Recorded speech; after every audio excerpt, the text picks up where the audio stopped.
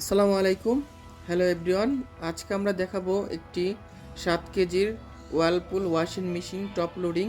তো এটার gear box খোলা হচ্ছে, আর এটাতে অনেক ধরনের প্রবলেম ছিল।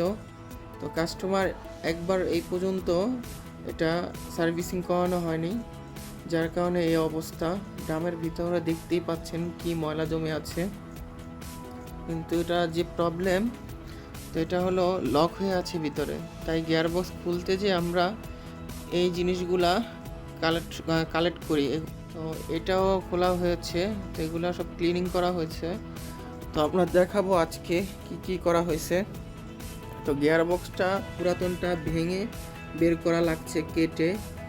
তো এটা এমনভাবে জাম হয়েছে যে খোলা পসিবল না, তাই আমরা কেটে ভেঙে বের করা হয়েছে। তো যে ড্রামটাও ক্লিনিং করা চলতেছে, ভিতরে যে ড্রাম থাকে ওইটাও ক্লিনিং করা হয়েছে। তো কাস্টমার মূলত হলো আমাদের ওয়াশিং মেশিন রিভিউ যে গ্রুপটা, ওটা থেকে আমাদেরকে নক দিয়েছিল।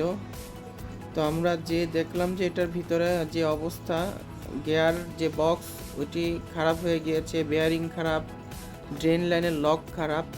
যেটা হচ্ছে বেয়ারিং, আর এটা হচ্ছে গিয়ার শেপ ভিতরের। এই যে এটা আমরা কেটে বের করছি।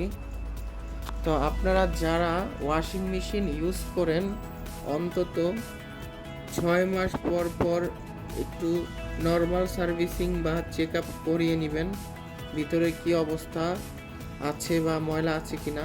এটা এখন আমরা কমপ্লিট করেছি, এখন ট্রায়াল চলছে। তো আপু মূলত ওয়াশিং মেশিন রিভিউ গ্রুপ থেকে আমাদেরকে নক দিছিল। তো ওনার এটার প্রবলেমটার কারণ হচ্ছে যে অনেক বছর সার্ভিসিং করানো হয় নাই। তো এটা ফার্স্ট টাইম আমরা করলাম। তো এটার ভিতরে খুবই বাজে অবস্থা ছিল, খুবই খারাপ অবস্থা ছিল। তো আপনারা যারা ওয়াশিং মেশিন ইউজ করেন, ওনারা অবশ্যই প্রতি 1 মাস পর পর টাপ ক্লিনিং ইউজ করবেন। 6 মাসে একবার অন্তত সার্ভিস নেওয়ার চেষ্টা করবেন। অর্ডারের জন্য আপনারা চাইলে আমাদের ডিসক্রিপশনে দেওয়া নাম্বারে ফোন দিয়ে অর্ডার করতে পারেন, বা সরাসরি আমাদের ওয়েবসাইট ভিজিট করে অর্ডার করতে পারেন। সবাই ভালো থাকবেন। আসসালামু আলাইকুম।